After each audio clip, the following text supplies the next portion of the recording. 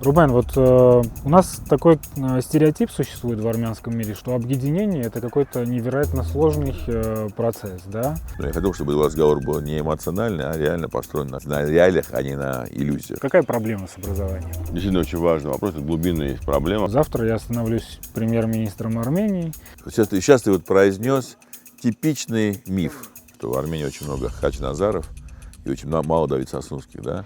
Сегодня у нас уже второе интервью с Рубеном Вартаняном, который совершенно не нуждается в моем представлении, так что я воспользуюсь случаем и вместо представления Рубена напомню вам, что все наши выпуски финансируете именно вы, и внизу этого видео вы найдете ссылку на наш Patreon, где вы можете поддержать как этот наш канал, так и запуск нового канала, который будет полностью на армянском языке. Кстати, если вы не знаете армянский язык, то специально для вас создана школа армянского языка Туманян онлайн, где на интерактивной платформе с лучшими на свете учителями и по эффективной методике вы сможете исправить это недоразумение. А мы начинаем.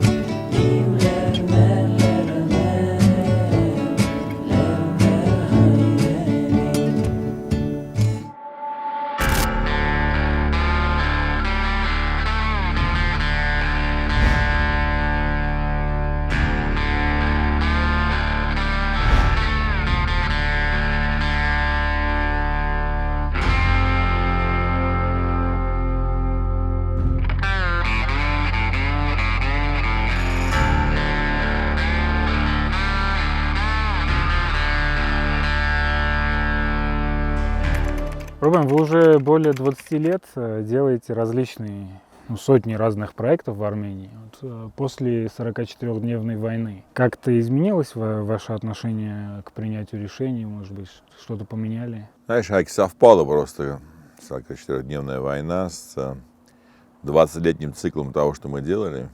Мы как раз пытались подвести итоги того, что нам удалось, что не удалось, как вообще изменилась Армения за эти 20 лет того, как мы начали реализовывать эти проекты. У нас же 700 проектов не только в Армении, но и в армянском мире, там и за пределами, но основная масса, конечно, в Армении.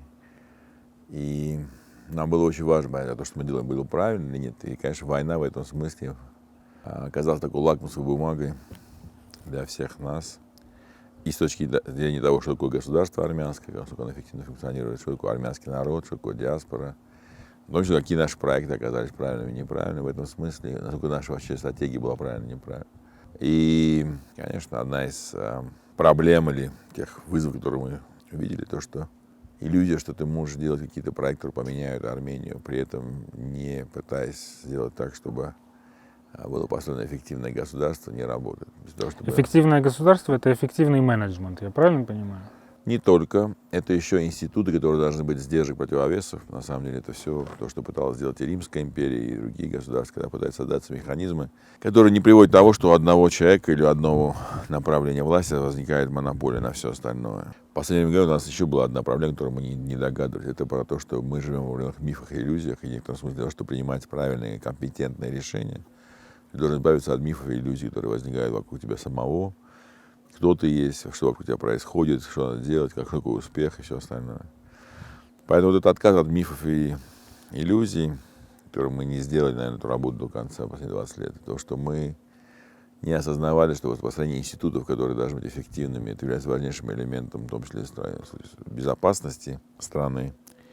А третье вообще то, что вот это ни мир, ни война, это статус, который был у страны, был очень опасным, и в конечном итоге мы заплатили за него очень большую цену, потому что вот это состояние полувойны, полумира было, наверное, одно из самых ошибочных решений, которое было принято не только руководством страны, но и всем обществом в целом. С этой точки зрения, конечно, наши проекты, и, конечно, мы сейчас смотрим по-другому на многие вещи, которые мы должны делать в следующие 20 лет. Но любой опыт, он полезен. Любой опыт – это хорошая возможность посмотреть, что сделано. Может, хотя бы что-то сделали, видели, что получилось, что не получилось, и можем смотреть на следующие 20 лет уже, скажем так, с большим опытом. За одного битого двух небитых дают, говорят, такая русская поговорка есть. И что изменилось? То есть сейчас вы будете больше вовлекаться в какую-то политическую жизнь, или вы будете вовлекаться в построение вот этого государства нашей мечты, которое, я думаю, у каждого может быть здесь свое представление, но хотя бы в общих чертах все понимают, что государство должно быть сильным, экономически развитым, технологичным и так далее. То есть Как вы себя видите? Ну, мы видим вообще этот процесс очень непростой, потому что мы живем во время, когда происходят тектонические изменения в мире в целом, не только в Армении.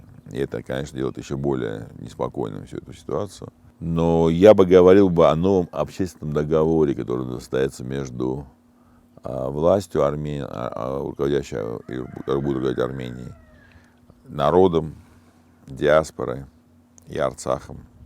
Потому что стало ясно, что эти 4 очень важные между собой составляющие не находятся в мире между собой и не находятся в взаимном понимании. В этом смысле это не совсем политическая деятельность, в том смысле, которую принято понимать, когда там политическая партия, выборы в парламент, потому что ключевая проблема того, что состоялось в последнее время, то, что общественный договор был нарушен со стороны власти. Какой у нас был общественный договор? Ну, я сейчас скажу очень примитивно, он не был подписан, это был не подписан какой-то контракт, но был следующее. Ребят, мы выиграли войну, мы понимаем, как обеспечить безопасность, вы не вмешиваетесь в управление страны, вы не вмешиваетесь в наши порядки, мы зарабатываем деньги так, считаем возможным. Вы можете заниматься своим бизнесом, можете заниматься своими делами, получать помощь от своих родственников, но безопасность мы вам обеспечиваем, а вы обеспечите нам лояльность.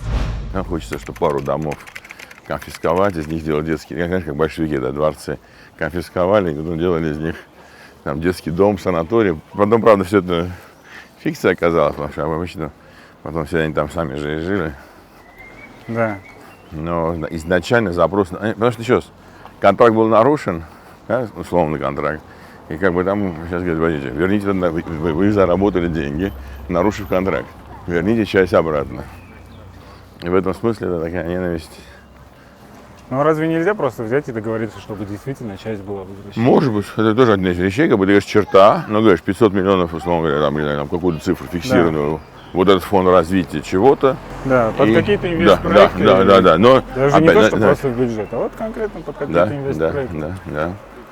Этот контракт, который был взаимоприемлем с двух сторон и очень многих устраивал, добавлялся еще третьей стороной, это диаспора, что вы приезжаете, получаете максимум теплого гостеприимства, занимайтесь благотворительностью, занимайтесь помощью своим родным и родственникам, дайте нам советы, если мы вас спрашиваем. И на этом строится наш контракт с вами. То есть был какой-то 4-й контракт с Арцахом, был следующим. Вы часть армянского мира, но неофициально признаны. Мы вам обеспечим безопасность, вы здесь должны жить и поддерживать всю необходимость того, чтобы здесь было бы сохранилось бы армянство, но мы будем выстраивать систему безопасности из Армении. Все вопросы Арцаха будут решаться в Армении, а не в Арцахе. Вы не участники, условно говоря, процесса переговорного, вы не участники процесса того, чтобы определяться судьба Арцаха, мы будем решать ее. Вот такой он сложный, такой многосторонний, многогранный был договор, который в 2016 году был нарушен. Во-первых, выяснилось, что безопасность не настолько хорошо обеспечивается.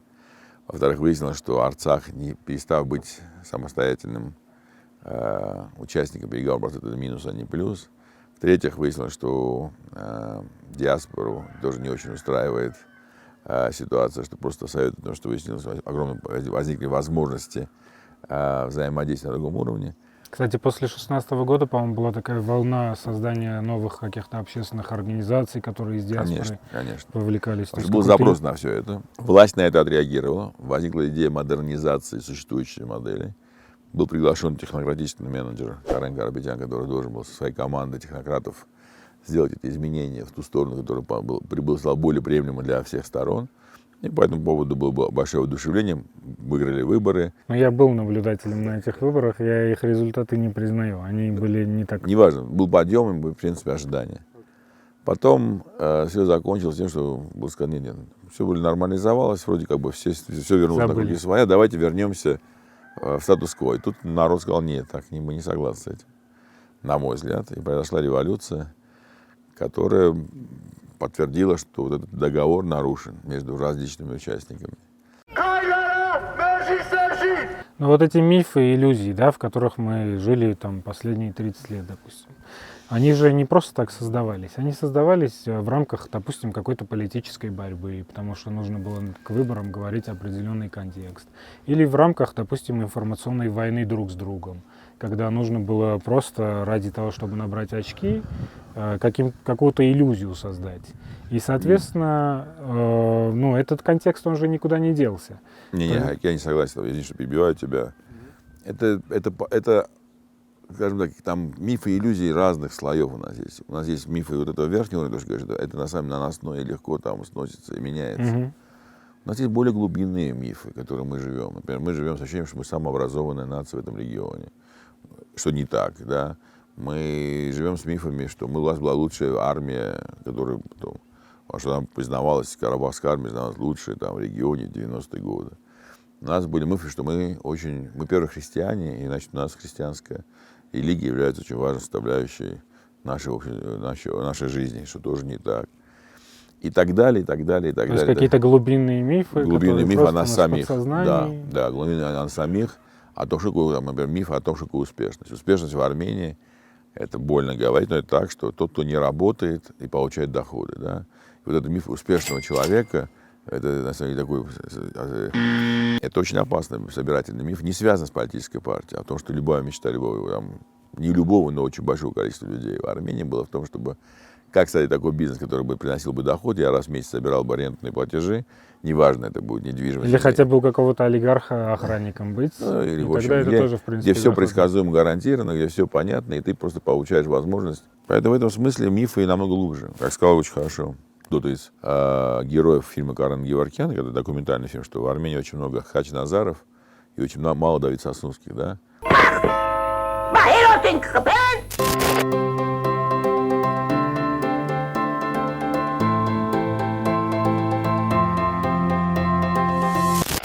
Смотрел показать как раз. Смотри, вот здесь, тоже интересно, да, ребят?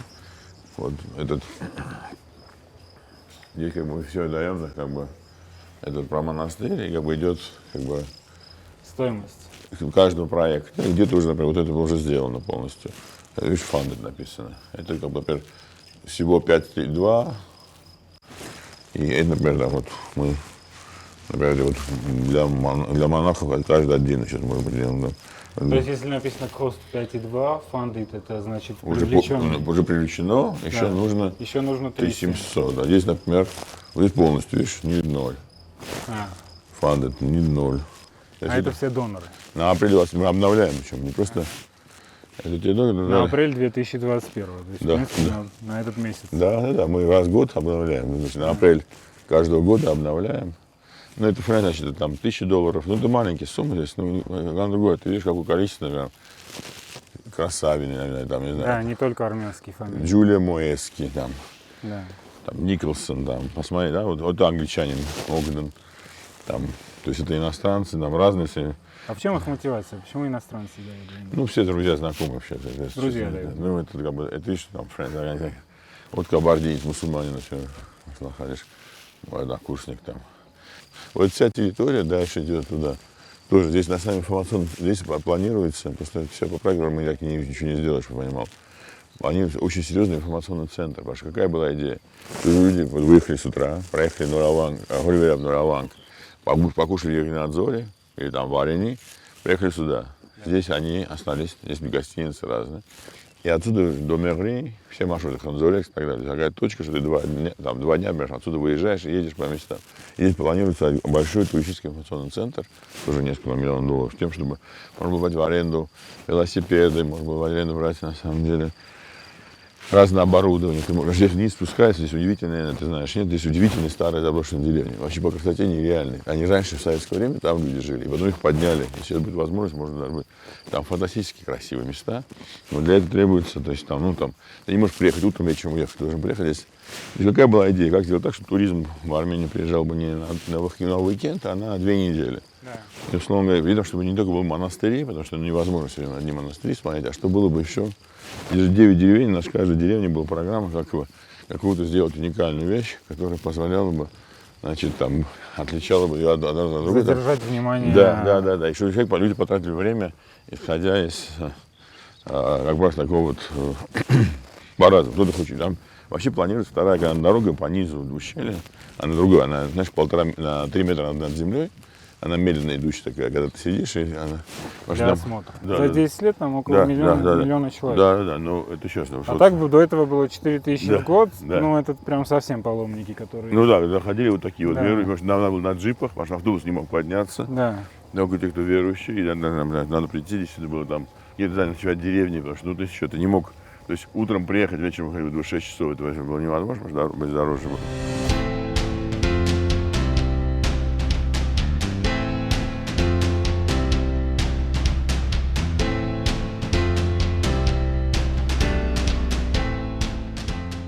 Вот видишь, это мы недавно открыли, здесь касса, которая, здесь девушка работает у нас как раз из Гордейцекс, Гордейцекс. Что-то цикаешь, как он говорит, Արդեն 5 տարի է։ Ինքտարի աշխատում եք։ Եվ ոնց է, լավ է։ Здесь грамм, есть гнал. Это. Քանի շեֆը ստեղել է։ Здравствуйте, Рублен Варданян. Здравствуйте, Мы вас очень любим и уважаем. спасибо большое. Весь армянский народ хочет, чтобы вы стали нашим Нет, премьер-министром. значит, меня не очень любите и уважаете, да? Это наша группа, они приехали из Уфы, я рассказала, что вы являетесь как бы главными инвесторами, идея была ваша, создать эту канатку, мы приносим как бы благодарность от лица Спасибо. всего армянского Спасибо народа. вам. Это такой Добро видео, пожаловать. видите, здесь. Это был называется рояль в кустах, да? Это было Это, видимо, самый частый вопрос, да, который Сейчас задают. просто замучили, просто, да, это невозможно.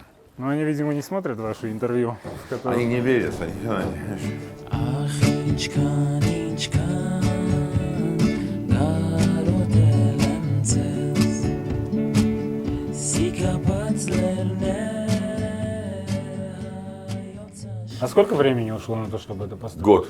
Швейцарцы делали. То, что делали швейцарцы, у меня здесь ребята, которые местные, они говорят, мы думали, что мы сумасшедшие, но то, что они вручную, как конструктор, собрали вот эти сейчас эти башни, при ветре, за зимой и так далее, они работали со страховкой, но это было, то, что они делали, это было нереально. То есть это И все, кто здесь работал, это были именно швейцарцы. Не, да? ну, которые собирали эту, ну, там Да. была еще нет, там были и местные, и итальянцы, там, Ну да, не, я имею в виду да, именно саму канатку. саму канат собирали они.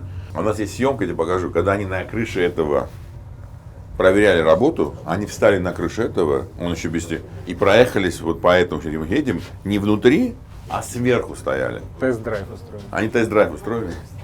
Не А знаю, вообще проект, он окупаемый, правильно? То есть он уже на самоокупаемость вышел? Или никогда он не убыточный? никогда не окупаем. Нет, капекс не окупаем никогда. Он операционно прибыльный. Операционно прибыль? Операционно он прибыльный. Да. Был в 19 минут, в 20 году он был убыточный. Да, вычтем Да, 20 да, год. но он с 18 года, когда при уже больше 100 тысяч когда стало, он уже стал себя покрывать свои издержки все. Ага.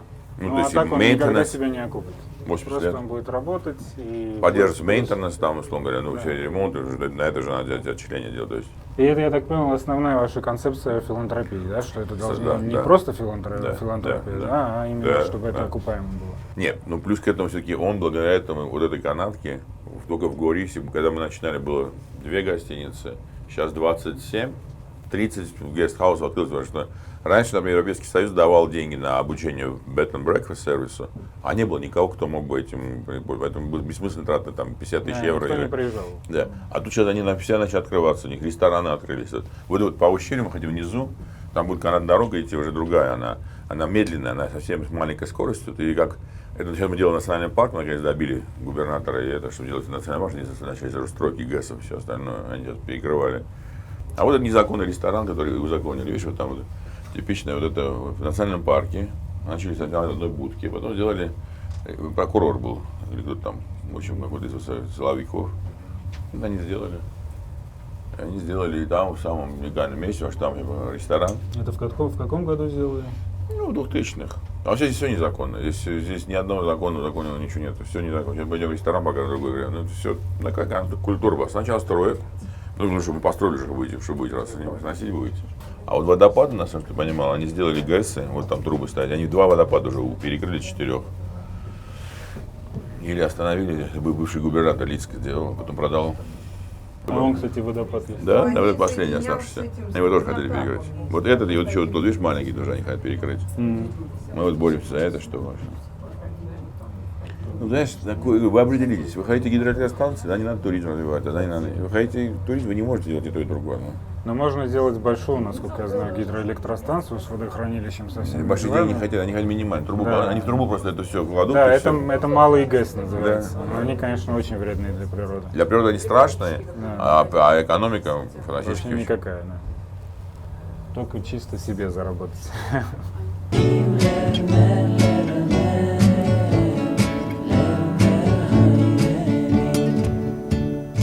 В Сюнике безопасно, по-вашему? Да. Там есть проблемы с границей, там дорога, там же эти дороги в свое время была проходил по Советскому Союзу, думал, какая граница. Она действительно была в советские времена, что часть по территории Азербайджанской ССР.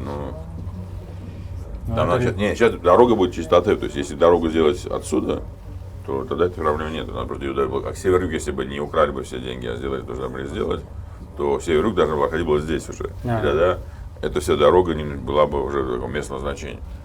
Тогда бы не было бы столько разговоров. А вот наша карта, кстати, вы можете снять, ребят, смотрите, это вот карта с нашими всеми проектами. Это Армения за 2 недели, да? Да. А нет, там разные есть. Там малое кольцо есть. То есть мы дали несколько вариантов. Если с Карабахом из Гюмри 2 недели. Если ты делаешь малое кольцо, Ереван, Дилижан, например, Гюмри, это там 3 дня. Если делаешь Ереван, Еринадзоровский вариант, когда через Еринадзор, там неделю. То есть это можно было, то есть у тебя было 6 вариантов разного. Вот мы здесь наш дофильм показываем, смотрите, чтобы поймем, мы с вами здесь специально дали. А вот сейчас видишь незаконный ресторан, сейчас видишь, который построен там, где нельзя было построить. И сам уже мэр и построил. И ничего. И потом, значит, его сняли с должности. Главное, бумажку вовремя сделать. Да, он не сделал. Нету бумажки, подожди. Даже сейчас нет? Даже сейчас нет бумажки, до сих пор так нет. Вот видишь, это тоже давно. А смысл не закрывать это в том, что ну вот шантаж рабочими местами, да? Да, и волнение, всегда говорит, что все, что вы хотите, на самом деле. Я предлагаю пойти необычным путем. Давайте. Так как я люблю. Да, вообще мы хотим увидеть глазами Рубена Вартаняна. Давайте, это вот эта дорожка. Своими глазами мы уже видели. Да, об этом вы не видели. Вот это начинается монастырский сад. Вот это, отсюда территория, вот это мы забор сняли, чтобы стало общим. Но это вот старый сад монастырский. Зачем вообще вы все это делаете? Мне интересен этот вопрос. Вот слушайте, везде, что не делаете, проблемы возникают. Очень все трудно делается. Это, знаешь, очень простой подход. Да, виноват намеренно, знаешь, ты можешь, знаешь, хочется идеально где-нибудь, в идеально. Это твоя родина, ты понимаешь, что это все, то есть сохранить, потому что это невозможно сохранить. Я сюда приехал, у меня есть фотографии, здесь стоял кран, фрески уже погибли, мы не смогли спасти фрески, которые уникальные здесь были фрески. Я понимаю, что никого, стоит кран, разрушенный монастырь, и то, что люди 300 лет за здание, и ты понимаешь, если ты эти корни уничтожаешь, то у тебя нет будущего, у тебя не может быть будущего, если у тебя ты корни. Но при этом корни просто восстановить, оставить, чтобы туда никто не приезжал, знаешь, одна из проблем была в этом всем проекте, что просто восстановить монастырь или построить очередную церковь. То есть это вот ответственность за будущее Армении, да? Да, я считаю, что это главное. Если ты хочешь, чтобы твои дети ощущали себя армянином, ты не можешь вот так просто на все это смотреть, считать, что это все кто-то другой должен сделать. Это вопрос, ты говоришь, или ты это делаешь, берешь. И второе, я просто прекрасно понимаю, что условия, когда понимаешь, что живешь выживанием, когда у тебя нет возможности подумать о чем-то большом, потому что тебе надо сегодня и сейчас кормить свою семью, вот такие проекты меняют сознание, потому что они дают возможность людям немножко поверить, что жизнь не только в том, чтобы гоюцум пахпаналь, да, поддерживать такое внутреннее существование. И это очень важно. Да? Отсюда начинается, кстати, это уже все монастырь, мы тоже здесь, это счастье уже, потом Бог мало кто знает, это все монастырское будет восстановление, не только кладбище, здесь были кельи, здесь были монастырские кельи, которые они жили. И тем не менее мы живем в каком-то информационном контексте, и, насколько я понимаю, вот Future Armenian создан в том числе для того, чтобы этот контекст информационный каким-то образом поменять. То есть обсуждаемые вопросы принести в плоскость, которые действительно важных вопросов, а не то, что вы, по-моему, неоднократно тоже говорили, что сейчас у нас плоскость выяснения, кто даватян, кто спаситель, да? Не, кто даватян, а кто вор. Кто вор? Да, у нас очень интересно смотрели. Одни обвиняют, что там, эти предатели, а другие говорят, что вы воры или коррупционеры. Сейчас, правда, оба стали говорить, что те воры и коррупционеры, а эти говорят, что вы даватян, поэтому сейчас все смешалось.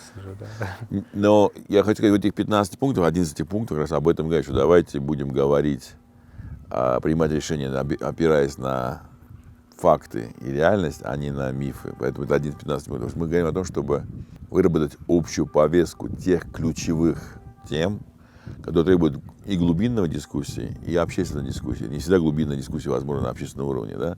Но здесь очень важно сочетание и экспертного мнения, и общественного мнения, что, ребят, нам очень важно определить будущее Арцаха. Нам очень важно определить будущее отношения между диаспорой и Арменией. Нам очень важно определить цели вокруг образования или, например, науки и технологий креативности. Нам очень важно определить, как сохранить культурное наследие, включая роль церкви и все остальное. Как вот тема геноцида. То есть мы определили какие-то вот эти, причем это не мы, как бы там несколько человек, это мы проработали это с достаточно большим количеством людей, около 360 человек отреагировали на наш вот первый вариант, и из 10 пунктов стало 15 пунктов, какие-то формулировки поменялись. И такое работа постоянно с открытым двухсторонним движением. То есть не то, чтобы там сказали, вот мы, знаете, вот сделали 10 заповедей, давайте, кто в них верит, пошли с нами. Нет, это рабочий такой процесс. И вообще Future Armenian, насколько я понял, это не личная инициатива Рубена Вартаняна, это что-то... Да, это больше. очень важно, что это на самом деле инициатива большого количества людей. Я хотел сказать, это Ричард Азани из Франции, Анувар Афьян из Америки. Это большое количество людей, которые уже подписались под это дело. Это, кажется, очень важно, что мы изначально, что это инициативная группа, которая начала процесс, но кроме того, чтобы они начали, никакой другой нет роли. Да. Дальше, мы надеемся, будет иметь именно такую массовую вовлеченность, в том числе, там, я очень благодарен Эдуарду Эрникяну, там, я знаю, Джеймсу Туфикяну, там, я знаю, Ральфу Ирикяну, которые, или там очень большое количество людей из Армении, которые подписались под этим делом. У нас вот как раз мы сейчас разговариваем, у нас сегодня 6 мая, и уже больше 1000 человек подписалось под этим делом. И это подписал тоже важно. Не просто поставили лайк, они дали свои данные и сказали, я готов дать свое имя, чтобы оно было бы рядом с этой инициативой. Я готов в ней участвовать. А какие дальнейшие действия? Вот, допустим, я согласен с тем, что вот эти 15 целей, которые там оговорены, это, ну, действительно тот дискурс, который я хочу иметь. Дальше что мы делаем? То есть, Я расскажу. Я подписался. До Что 15 дальше? июля планируется провести от 75 до 100 дискуссий. Да. То есть, условно говоря, на каждую тему от 3 до 5 раз провести дискуссию более детального разложения этой темы на субпроект. Параллельно с этим не планируется сформировать группу экспертов, равни там 300-500 человек, которые смогли бы, вокруг тех объединившись, заниматься более детальной проработкой планов и работы всего этого дела. Дальше мы надеемся, что при подведении итога в июле месяце того, что вот есть и воля, и желание участвовать в этих изменениях большого количества людей, возникнет диалог, в том числе и с властью. Не важно, кто придет к власти, не важно, кто выиграет на парламентских выборах. Это уже станет повесткой не какого-то количества экспертов, не совета там, одного или двух там, уважаемых или не очень уважаемых людей, а это будет мнение большого количества людей, которые нельзя будет просто проигнорировать. В этом смысле мы надеемся, что тем самым будет оказано некоторое воздействие на формирование повестки, в том числе государственной политики, которая будет очень важна.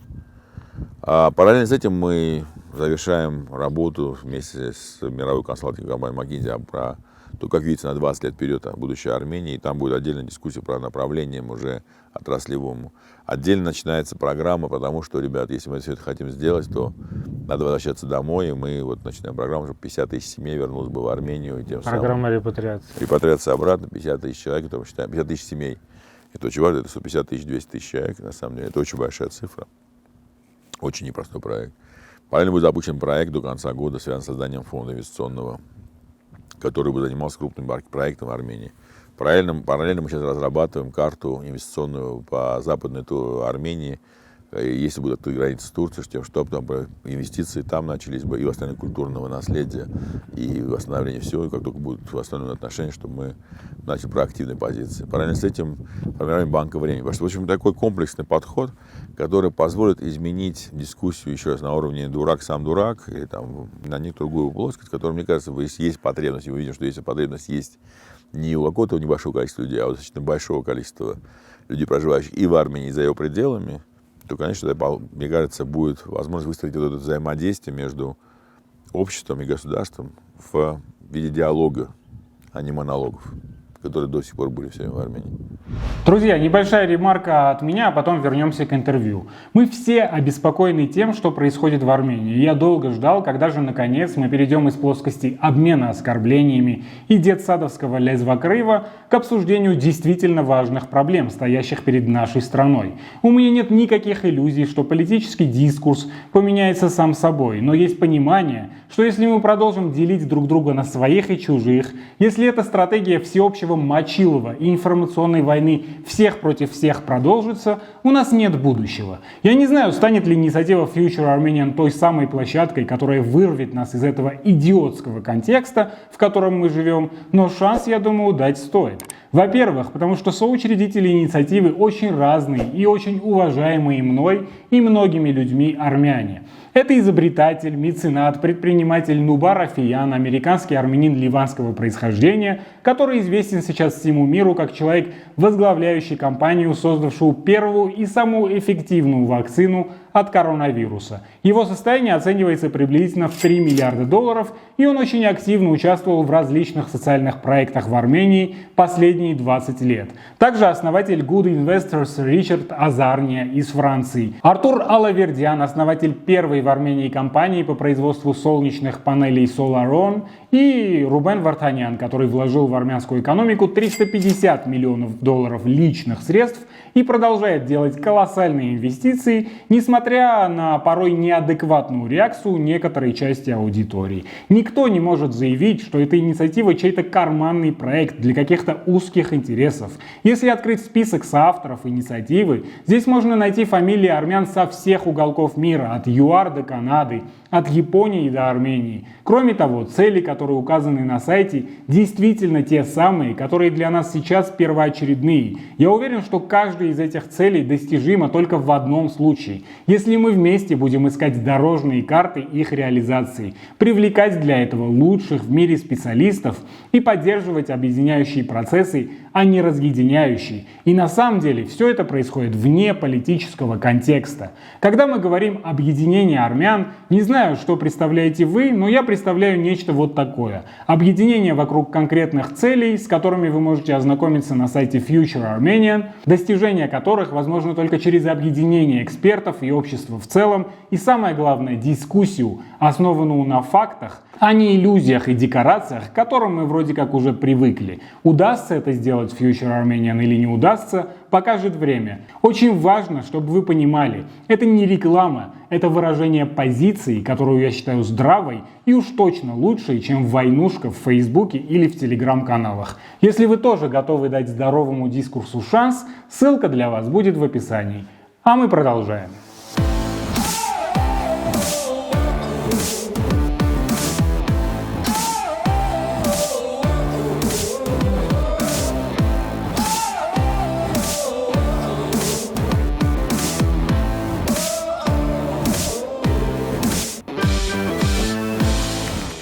Что мы здесь делаем? Что это за мероприятие? Мы давным-давно создали Дилижан Community Center, куда входит более 800 детей и около 200 родителей, короче.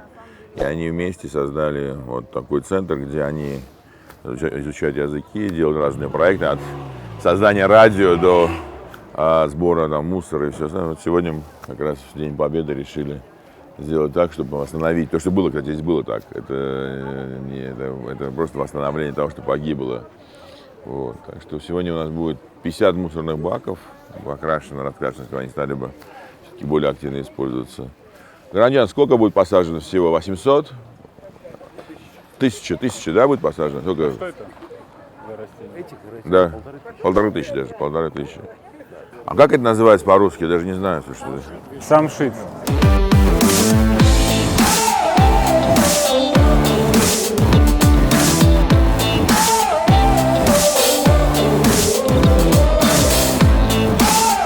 Это было посажено рабочими, которые на этом заводе работали. Они вот посадили все эти деревья, эти все были посажены. Это кедровая, на самом деле, аллея была посажена рабочими этого завода «Импульс», который тут находится. И это была как бы часть. Вы в последнее время говорите, что нужно перестать друг с другом бороться. Да. У людей нет такого ощущения, что они не готовы прощать за прошлое. И, в принципе, Не то, что опасная вещь, понимаешь? Это, конечно, ну, Но в этом есть какая-то такая глобальная... я понимаю, что нет, но это проблема, что ты не можешь, тебе красно-белый, ты должен черту проводить, иначе ты все живешь быть красно-белым, потому что ты начинаешь разбираться, кто служил, кто помогал. Да? Да, кто с кем был, поэтому нужно отделить этих, Да. кто должен что-то сделать. А главное, ощущение справедливости, наказать тех, кто наказать, это правильное ощущение, потому что есть люди, которые там, ну ты говоришь, ребят, есть вариант, во всем мире вот так, это, попытки были бесконечны.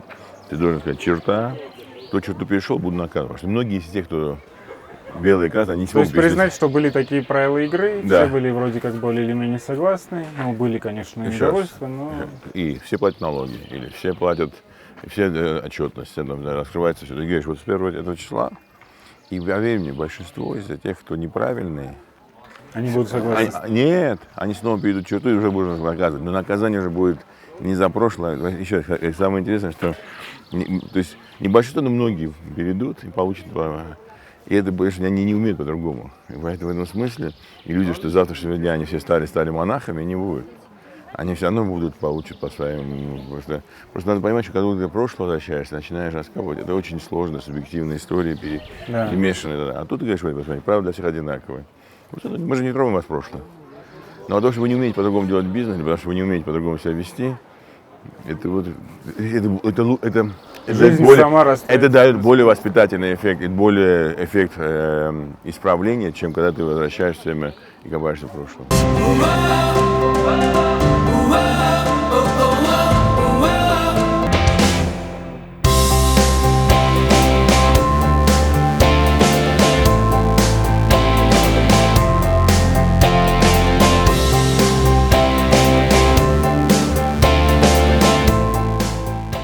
Мы не знаем свою историю, мы не знаем. Слушай, Егор Тарховался и то, что было здесь создано, вообще считается все музыкальные, кстати, знаешь, что большинство музыкальных произведений сохранилось благодаря вот этому монастырю.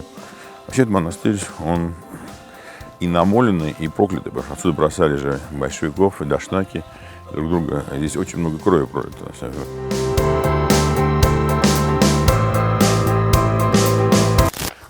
Var mı здесь? Молодец.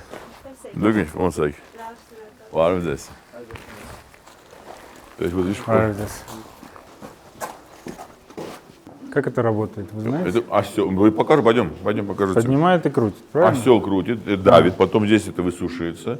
А дальше там есть, мы оставили живую, я тебе покажу электронную версию. Мы сделали специально, да. Вот это два. Моделирование есть. И это вот давит на мешки, там, и они выдавливали, выжимали подсолнечное масло, все остальные там эти вот. Это все оригинальное, да? То есть это не Это мы отреставрировано. реставрированы. Я ждал момента, когда Рубен Вартанян мне сделает экскурсию здесь.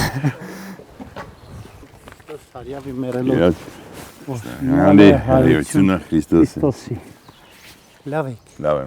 դե փառքս։ Դե Մի քիչ գործեք։ նիհարել եք։ Հա։ Առողջության վնաս չլինի։ Նիհարել լավ բան է։ Իհարկե։ Արմիկ հայրը եկել այստեղ, հələ ամեն ինչը քանդված է, ինքը միջև եկել է, միջև Աշ եկել։ 4 տարի է ստա հենց։ Իսկ մենք եկել ենք ստե 9, 2010 թվականի, 11 տարի, 3 տարից մեն շուտ։ Այսինքն այդ փոփոխությունների ընթացքը դուք ամբողջովին տեսել եք։ Ես Առաջի օրը։ օրինակ որ հասկացար, սեատակ, խնդրեմից է որ ջուրը գալիս էր չէ, մենք մոտ $2 միլիոն փողից դասը, որ այս այդ ջուրը քանդում է, օրինակ երկրաշարժներ, այս վանքը գնալու էր բան, չեմ բան։ Պետք է ամեն ինչ անենք, այս սա դրինաժներ, բանը, որ այս ջուրը վերից որ իջնում էր, գալիս էր ստեղ ամեն ինչը դառնում էր խոնավություն ու այդ խոնավությունը սպանեց էլի ֆրեսկաները, սա օքսապտի բանը։ Իսկ այս տեղը դուք ասացիք ինչ տեղ էր։ Ուզում եմ այն դեից կապեից ստեից բերեի կանանք։ Ուղղակի սենց շատ դժվար էր ու քամի բան չբանաշի, ասեն էսի ավելի ճիշտ է, դե լավ ոնց որ ճիշտ է, բայց ստեղ եմ այստեղ է եղել այդ պատմությունը, որ ես Որոշումը ստեղ եք։ որոշում ստեղ եմ, որ այ որ ստեից ինքս ստեղ արել, նայել եմ Ստեղ սա հենց տենց տեղ է, որտեղ կարելի է տենց որոշումներ կայացնել։ Точно, да, вот здесь стояли мы. Я просто понял, что другого шанса нет, потому что бездорожье было такое, и там... А здесь каждый год камнепад, каждый год очень тяжелая зима здесь, очень серьезная. И, понятно, дорога — это большая проблема, тут хорошо. Рубен, вот у нас такой стереотип существует в армянском мире, что объединение – это какой-то невероятно сложный процесс, да? Вот вы для меня пример человека, который смог за свою жизнь построить огромный нетворкинг в армянском мире. И причем это армяне, там, начиная от Армении, заканчивая Шри-Ланкой, начиная Россией, заканчивая США, Чили, да, Китаем и так далее. И, соответственно, ну, наверное, вы какой-то секрет знаете все-таки объединения. И я вот хочу, чтобы мы вот из этого контекста сложности объединения перешли и начали говорить, какие все-таки существуют простые правила для того, чтобы объединяться. Это действительно непростая вещь и для любого человека, и потому что, в общем-то, и армия, и католическая церковь — это наиболее таких два жестко структурированных института, которых там я начальник, ты дурак, ты начальник, я дурак, модель работающая, там, или ордынская модель Бабаев, который точно знает, кто папа, кто принял решение, и его критики нельзя критиковать, потому что это человек, безусловно, значит, сакральное знание, власть у него сосредоточенная, так или иначе, или это женщина, мужчина, неважно. Объединение коллективное, вообще, это очень интересный феномен, потому что это всегда непростая вещь. Лучший пример — это была вот война между греками и персами, персидские войны, греко-персидские войны 3 века до нашей эры. Потому что греческие города были все отдельными полюсами. Греки были с большим самомнением, с большими эго. Очень разные были культуры между Спартой, Афинами и огромным количеством других небольших государств. Было очень различные противоречия. Но когда приходила персидская армия с одним, значит, шахом, который имел одного, значит, главнокомандующего, они очень долго ругались между собой, долго объединялись, пытались понять, кто будет главнокомандующим. Но так или иначе, объединившись, потом все-таки там 200 лет война продолжалась в разные периоды, там, ну, в общем, достойно очень сопротивлялась. То есть, если вопрос выживания стоит, тогда люди быстрее могут это пример того, что есть, несмотря на все сложности, можно найти точки для выживания, или когда ты понимаешь, что вот это вместе все равно даст больше эффект, чем отдельно. Нас всегда учат в переговорах двух моделей переговоров. Первая модель переговоров. Я хочу, вот мы с тобой имеем две разные позиции. Ты говоришь рубль, я говорю 3. Первый вариант, давай договоримся посередине, чтобы все было хорошо. Ну, такая достаточно достойная модель. Она, правда, все равно приводит к тому, что каждый думает, а вдруг мне это мог больше получить. Вторая модель более агрессивная. Я хочу, у тебя рубль, у меня 3, я хочу рубль 8, или, там, рубль 20, вот я 90% хочу от тебя отнять. Там, а дальше, если будешь сопротивляться, ну, немножко буду отступать. Когда ты объединяешься в такой модели, ты должен быть давать больше даже, чем 50%. Ты должен быть готов отдать больше, чем вот даже справедливой модели 50 на 50. Это непростая вещь. Вот мы сейчас обсуждали, там 700 проектов, огромная сумма денег, там большая часть от нашей семьи. Если было справедливо, даже можно сказать, Рубен, 400 миллионов долларов, остальные там, я знаю, там 300 миллионов долларов, при этом во многих проектах, там это везде намного больше, потому что этих, я говорю, еще 300 надо вычесть там бизнесовую часть, там станет 100 миллионов, там 115 миллионов там, благотворительность, то есть 20%, да, там 25% благотворительности денег были подняты не из денег Рубена и Вероники, и семьи Варданянов. Но если ты говоришь, ребят, на равных, и в этом смысле вклад Нубара, Афиана, который там очень большой благотворитель, но несопоставим по суммам с мной, не менее одинаков, потому что, не потому, что он такой большой, а потому что он реально, его интеллектуальный, его время потрачено, его возможность. Как это оценить?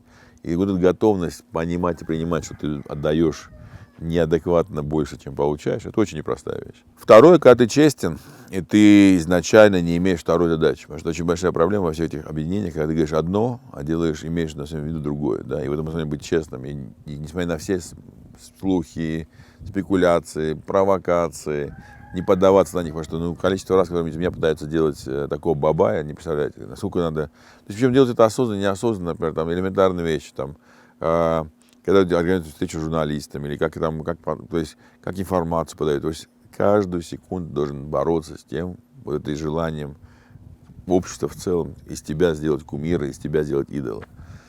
И это очень требует больших усилий, потому что это вот постоянно происходящий процесс, который ты, если не борешься, то это большая проблема. Ну и четвертое, конечно, должны быть большие идеи. Люди хотят объединяться вокруг больших идей. Это очень важно. Большие проекты, идеи, которые дают возможность создать какой-то такой вот, знаете, драйв того, что вау, ну это мне хочется в этом, потому что такой проект, который меняет действительно что-то большое. То есть вот честность, готовность дать больше, борьба против вот этого, не создать себе кумира и большие идеи, мне кажется, 4 ключевых элемента. Down and moving on around. We don't wanna stop.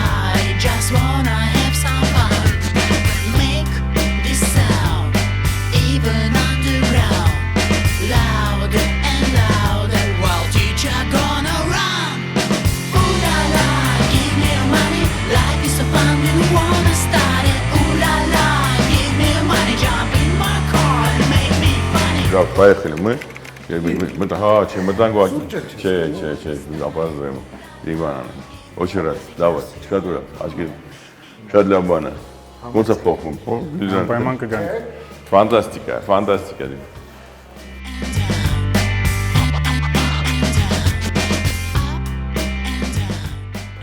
Рубен, вот в рукописи «На перекрестке», которую, кстати, рекомендую всем обязательно прочитать. Я, кстати, ее, наверное, вот 1,5 года назад прочитал. И очень много нового для себя узнал. И там вот сквозной линией все время идет про то, что армяне всегда были образованным народом, они стремились к образованию. Вот по вашему мнению, что изменилось в последние 30 лет и почему вот, может быть, у нас какое-то другое понимание образования стало или непонимание скорее, или нет стремления к образованию? Какая проблема с образованием? Действительно очень важный вопрос. Это глубинная есть проблема, когда мы жили, скажем так, в чужой цивилизационной культуре. Для того, чтобы добиться успеха, надо было быть в 2 раза сильнее, наверное, там, дальше прыгать, 2 раза быстрее бегать, для того, чтобы тебе получить шанс прорваться. Да? В этом смысле, как ни странно, более агрессивная чужая среда заставляла тебя быть более активным и более предприимчивым. Второе, там в той мусульманской культуре все-таки очень многие профессии были запрещены. И в этом смысле там врач, ювелир, архитектор, там так много было армян в этих областях, потому что в этом смысле это были области, в которых можно было добиться успеха, потому что на госслужбу не брали, и в этом смысле эти ограничения тоже помогали. Третье, конечно, намного более важнее то, что первые 2 причины, то, что он, собственно, алфавит, и то, что ты изначально вырастал в том, что ты был вынужден как сразу быть двухязычным, как минимум, дал тебе огромное преимущество, что ты знал не просто 2 языка, но ты знал два разных языка, при этом ты достаточно был вынужден учить еще и письменность, и это все заставляло тебе мозги развиваться всего другому. Тоже было ясно, что армянский язык работал, это видно в истории средних веков, как некий такой шифровальный кодировочный язык, потому что через эту систему общения от Гонконга до Парижа выстраивались эти все общения. Поэтому много-много есть таких пластов, и вообще знания, мы знаем, что у Мессера Маштоца заложено просто в основе всего то, что он сказал, было, что знание является самой главной силой. И в этом смысле уважение к знаниям, уважение к тому, что, ну, даже просто элементарно, то, что спасали книги в первую очередь, потому что знали, что в этом есть мудрость. К сожалению, в Советском Союзе возникло очень интересные 2 феномена. С одной стороны, был шанс, который получил весь армянский народ, там, как и все остальные народы, получили образование массово. С другой стороны, когда к 80-му году подошли, мне кажется, стал такой двойный стандарт, когда диплом стал важнее знаний. И эта подмена очень опасную роль сыграла вещь, потому что все мечтали, приезжающие из деревни люди, что их дети получат там, на самом деле, образование, будут иметь дипломы высшего образования. Это считалось таким престижной вещью. И, к сожалению, после развала Советского Союза это все осталось. Да? То есть в связи с тем, что было важно, сколько у тебя есть актива, сколько ты знаешь, что потеря уважения к знаниям, потеря уважения вообще к людям, дающим знания, привели к очень серьезным проблемам, в том числе потому, что вот подмена знаний дипломами стала одной из, мне кажется, болезней серьезных в Армении. То есть это непонимание, что диплом сам по себе ничего не дает, если нет навыков, умений. Да. 90-е, 2000-е вот это вот образование перестало быть немножко даже, как бы, я бы сказал, не модным стало, да, потому что это считалось, ну что, если такой умный, что такое бедный, да, вот эта фраза типичная, которую и в Америке говорят, вот мы, армяне, очень быстро это применили. И вообще success stories, они немного поменялись, не обязательно было быть образованным для того, чтобы быть богатым. Но что меня радует, я хочу сказать, вот здесь находясь, что, конечно, в 21 веке, вот это там после 2010 года даже, вот это вот, может быть, там 20-летие такого было темного для Армении, а вот сейчас, начиная с 2010 года, началась очень большая волна, возможности открылись для молодых ребят, которые в технологиях, в IT, там, в некоторых новых направлениях, стали добиваться больших успехов, стали зарабатывать большие деньги, и вдруг стало ясно, что, оказывается, это важно, оказывается, это можно, в этом смысле и вот наши образовательные проекты, и ФАСТ, и все остальное о том, что, ребят, слава богу, 25+, 35+ поколения, они как раз по-другому смотрят. В этом смысле у нас есть фантастический разрыв. То есть 50+, 60+, 70+, в основном в старой таком патерналистической модели, а 25+, 35+, совершенно по-другому думают, смотрят на все это. В этом смысле это очень интересный феномен того, как мы по кругу вернулись снова к тому, что и знания, и образованность, и открытость миру являются предметом успеха. Потому что в 25-35 лет представить себе человека, который стал доллар-миллионером, Потому что он здесь с кем-то договориться невозможно. Для этого надо выстроить связи, со всем договориться, там, быть очень уважаемым человеком на улице и так далее. А тут просто ребята, которые там 25 лет, вдруг могут стать компанию, стоит там десятки миллионов долларов, и это феноменальное И, изменение. кстати, многоязычность, она сейчас тоже очень Абсолютно актуальна. возвращается многоязычность. Английский, возвращается, русский, уже 3 языка даже. Мы 3 языка, это знаете. просто масса. И то, что вообще удивительно, мы потеряли то, что наше конкурентное преимущество. Мы изначально всегда были там 3язычные, не относятся. Ливанские армяне это 5язычные вообще, хочу сказать. 5 языков. Ливанский армянин, обычно там таксист 5 языков знает. Да? То есть это вообще феноменально, то, что мы потеряли то, что было нашим одним из наших самых главных конкурентных преимуществ. Вы в своих интервью очень часто упоминаете некий фонд в 3-5 миллиардов долларов, который можно создать для реализации различных проектов в Армении. Да? Вот давайте представим такую ситуацию, что завтра я становлюсь премьер-министром Армении. Вот что я должен сделать для того, чтобы вам удалось такой фонд создать? Ну, во-первых, никому отдельно это не удастся создать. Это должно быть обязательно. Это очень большие цифры для Армении. 3-5 миллиардов долларов никогда в истории Армении с новой не пренебрегались даже близко. Мы попытки поднять 100-200 миллионов долларов не получались успешно. Поэтому это однозначно должно быть взаимодействие между властью, которая должна понимать, что это очень серьезный вызов, для них очень важно. Частным сектором в Армении, потому что есть большая проблема еще проектов, в которые надо будет эти деньги проинвестировать. Не только вопрос привлечь деньги, а еще какие проекты будут инвестировать. И третье, конечно, опытных людей из диаспоры, которые понимают, что какое-то 3 или 5 миллиардов долларов привлечь, поднять деньги, чужие деньги. Потому что в Армении нет людей с таким опытом. Нет людей, которые понимают это. То есть речь об инвестиционных деньгах. Это будут Мы говорим инвестиции? о инвестиционных, но они, это так называемый квази-государственный фонд, это скорее инфраструктурно-долгосрочный проект. Условно говоря, я сейчас говорю как пример, там, атомная станция новая, да, и привлечение туда денег, и как на каких условиях, там, концессионные соглашения, создание каких-то вот таких проектов, там, север-юг с платными частными элементами. То есть, когда ты имеешь проект, который сложно реализовать просто чисто коммерчески, или сложно реализовать государство, где требуется обязательно взаимодействие. Ну, вот от власти что требуется? Я вот это вот. Ну, от власти требуется много чего. От Да. власти требуется, во-первых, это понимаешь приоритетность этого и готовность лично премьер-министру летать и встречаться с инвесторами вместе с инвестиционными банкирами. От власти требуется, чтобы власть выработала весь механизм налоговых, например, механизмов, которые, или, например, гарантии первых потерь, или какие другие. То есть не обязательно должны быть деньги власти, да, но определенно власть должна сказать: ребят, я гарантирую, например, неизменение законодательства. Или вот такой будет дедушкина оговорка, что нельзя будет ничего менять в следующие 20 лет, если вы проинвестировали через это. То есть гарантии и создание уверенности, что это для государства является приоритетом, и что и правила игры не будут изменены, и что это все будет реализовано совместно с государственным участием, но при этом государство не будет вмешиваться в принятие решения. Что тоже очень важно, потому что инвесторы очень опаской отдают деньги государственным организациям, потому что они понимают, что там принятие решений всегда является логически рациональным, и оно бывает очень принимается, как бы скажем, исходя из политической конъюнктуры. Поэтому создание механизмов доверия, создание механизмов, что это приоритетно, создание механизмов простоты, прозрачности и четкости правил, это все требуется от вас, как будущего премьер-министра. Или любого другого человека, который будет премьер-министром Армении. Ну, я А надеюсь. если поручается, премьер-министр говорит: да, мне это очень интересно, я тут поручил первому вице-премьеру, а первый вице-премьер мне поручает девочка, которая в своей жизни видела только 20 миллионов долларов свои. Вот у меня была встреча, очень хорошая девушка, она очень симпатичная, очень толковая, очень хорошо говорит по-английски, по-русски. Но для нее что 20 миллионов долларов, что 2 миллиарда, что 20 миллиардов, да, какая-то абстракция. Она в жизни своей не поднимала даже 100 тысяч долларов. Если поднимала, я очень буду рад, но это все равно недостаточно, чтобы иметь разговор про 3 миллиарда долларов. И в этом смысле диалога есть невозможно.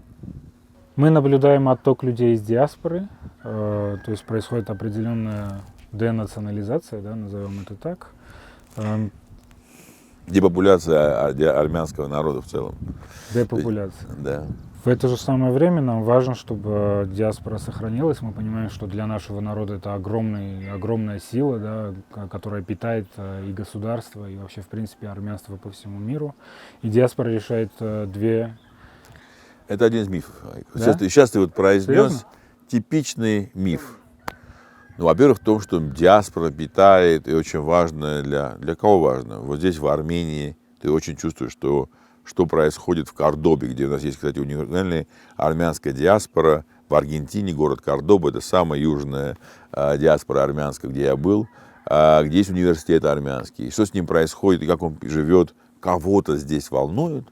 или мы как-то пытаемся их интегрировать в наши, мне кажется, это и миф опять. Это просто, мы гордимся, что в Кордобе есть армянская диаспора, мы даже можем об этом, никто знает, об этом сказать с гордостью, но про взаимодействие, про то, что мы этим питаемся, потому что это нам важно, мне кажется, это очередная иллюзия и очередной миф. А есть какой-то список этих мифов, которые можно... Я думаю, что мы будем вместе, я не хочу, чтобы это куда-то... Ну, конечно, вот я надеюсь, что это одна из задач, один из пунктов, это создание реальности того, что вы говорите. Потому что, например, в Глендале живут армяне в одном городе Лос-Анджелеса, которые между собой не общаются. То есть, как в Краснодарском крае живут 4 группы армян, которые не общаются друг с другом. Абшенские армяне, карабахские армяне, советские армяне, армяне, приехавшие под последнее время, и российские армяне, которые там уже живут там несколько сот лет, не общаются друг с другом.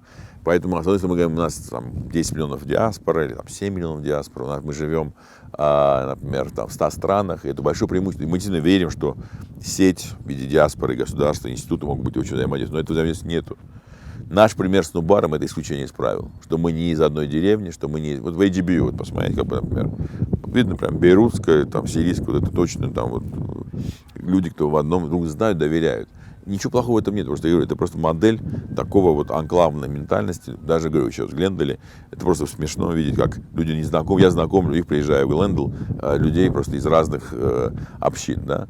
У нас есть общинная ментальность, у нас нету диаспоры, которая бы реально была вовлечена в армянский. Да? Иллюзия, что из 7 миллионов армян, если даже не 10 миллионов брать, ну, 1,5 миллиона армян были в Армении хотя бы один раз или не были, это уже ваши вопросы, например. А многие, да, переживают за Армению как абстрактную страну, но не чувствуют это своей родиной, да. А какое здесь решение? То есть это нужно развивать диаспоральные институты, это и нужно какую-то связь создавать. И вот у нас есть отдельно, надо обязательно серьезно заняться реформированием диаспоральных организаций, потому что вызовы, которые стоят в 21 веке, отличают от 20 века. В 20 веке было до геноцида, это вопрос выживания в другой цивилизационной культуре мусульманской, и так были одни задачи. Потом был геноцид, вопрос выживания и интеграции армян в те новые места, где армяне переехали, и спасшиеся должны были выжить. Третье – это сохранение армянства в условиях 20 века, а сейчас 21 век. Как сделать так, чтобы эта сеть работала? Как диаспоральные организации должны ответить? И это очень важный поколенческий разрыв, потому что мы до сих пор живем школа, церковь, танцы. А как вот 20-30-летние, совсем по-другому смотрящие на все это, как они будут? Это очень большой вопрос. Как они должны быть интегрированы, отдельная тема. И легко сидеть в Париже и говорить, как плохо в Армении, или там, мне очень нравится, когда в России начинают обсуждать, или там в Америке, пока в Армении не будет коррупции, я туда не перееду, я хочу спросить, или там, или в Ливане, мне это тоже нравилось. Я говорю, у вас здесь все уже решено, все хорошо. То есть вопросы здесь вас устраивает коррупция. А в Армении вы требуете идеальную такую какую-то страну, которая должна быть все идеально, тогда туда переедете. Поэтому в этом смысле это эмоционально сейчас наше состояние такое негативное, в связи с войной, позволяет поднять эту волну и сказать, ребята, а теперь давайте, приезжайте. Приехали, встали все вместе, без условных, без каких-то дополнительных условий, что пока не придет премьер-министр, пока не будет нового законодательства, пока там, не знаю, то, нет, встал, приехал или не приехал, тогда не о чем говорить. То есть мы говорим о том, что люди должны из патриотических побуждений, потому что они идентифицируют себя с армянами, массово репатриировать в Армению. Это один из вариантов патриотического. И в том, что понимание, что есть шансы, что не останется армянства как такого, если останется все как есть. Потому что нарушен контракт. Кстати, некоторая волна она есть, да, и мы видим его. По аудитории да, чувствую, она есть, много людей пишет. но просто она будет намного больше. Второе, понимая, что вот эта модель вот этого сетевого и государственных взаимоотношений может привести к тому, что это реально даст уникальный шанс быть опять уникальным, как когда мы приняли там христианство, когда-то мы делали первый алфавит собственный, да, сделать какую-то уникальную модель, которая интересный большой проект может завлечь людей на риск, больше, чем просто патриотизм. Поэтому это разные должны быть элементы использоваться для того, чтобы реально людей... Причем пандемия помогла, там, например, удаленки, работы там, и все остальное, поэтому это очень много чего возникло сейчас возможно. В любом случае, я хочу сказать одну вещь, очень важную. Невозможно представить себе модель, когда все это формируется by default, когда это само собой происходит. Потому что это означает конец всему. Оно должно формироваться на базе честного, открытого, профессионального разговора, как публичного, так и непубличного. Так больших аудиторий, так и маленьких. И должна быть делаться серьезная работа. И это ответственность всех людей, которые влияют на принятие этого решения. Не хочу назвать слово элита, потому что оно воспринимает очень негативное, хотя это правильное слово. Но те люди, которые ответственны или имеют возможности влиять на принятие решений, неважно оно в культуре, в науке, на улице или во власти, они должны в этом быть вовлечены, и мы должны вместе выработать повестку. И это очень важный вопрос. Сложный вопрос, это 7-й пункт, а именно выход из изоляции, да. Как вы вообще себе представляете взаимодействие с Турцией, взаимодействие с Азербайджаном, особенно вот с Азербайджаном на фоне вот этих вот последних заявлений Алиева, там, коридор, если просто так не дадут, войной возьмем, как-то вот какие-то такие сигналы не очень приятные с его стороны исходят.